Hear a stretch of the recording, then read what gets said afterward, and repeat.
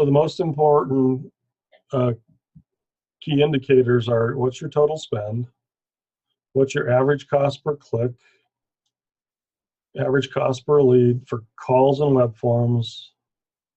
I don't know why I put in plumbing, but childcare should be $25 to $40. I apologize for that.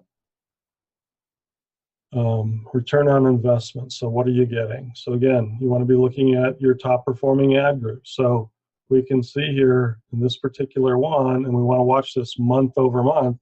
Daycare got 35 clicks, preschool got 16, childcare got 7. So I have a lot of center owners that, especially like a Montessori school, says, well, we don't want to be known as a daycare, and that's fine. And preschools do it as well. We don't want to be known as a daycare. We do much more than that. And I'm like, that's great. But again, we need to know what the buyer's intent is.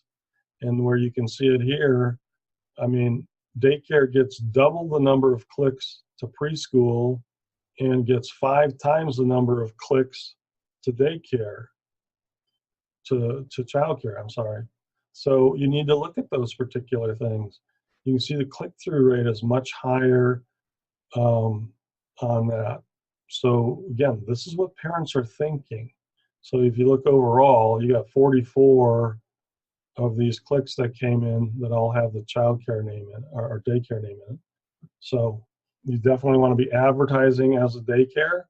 When you get on the landing page and, you know, best daycare in town, but we're much more than that. We're a Montessori school, and here's our beliefs, and here's why you should choose us, and here's what you should do next. Because that's what every page should talk about is, who are we, what have we got, why trust us, and then finally what to do next. So pick up the phone, fill out the form, whatever it is. So you want to be doing that in your PPC campaign and throughout your website. So when you look at your website, if every page on your website doesn't answer those 4 questions, you need to rework your website pages to make sure those questions are answered throughout.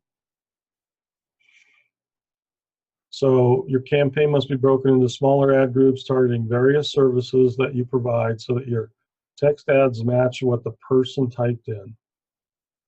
So I guarantee you there is no other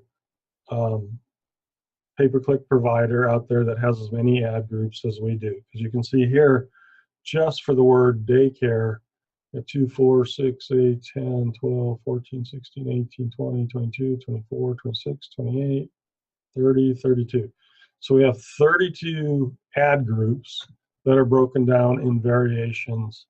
So in this particular case, this is broken down for daycare into daycare, exact match, daycare phrase match. You notice here it's without a space, here it's with a space, and then you got daycare phrase match again with a space. So you want to have it then show your ads. You want to have 2 ads. Again, these ads are competing against each other. And so you look at, you know, what's different on this. So in this case, it's mentioned 4 weeks, and here it's ask about 4 weeks. So right now, that's what we're testing to see which one of those performs better. And let's say ask about performs better, then we'll come back up here and we'll change this to ask about, and then we'll change this out to tour, and we'll leave that as visit. So then we'll let those compete for a month against each other, and then we'll go on from there. So that's the kind of detail that you're looking at doing over time. So you need to pay attention to negative keywords also. So first there's broad match, then there's modified broad match, there's phrase match, and exact match.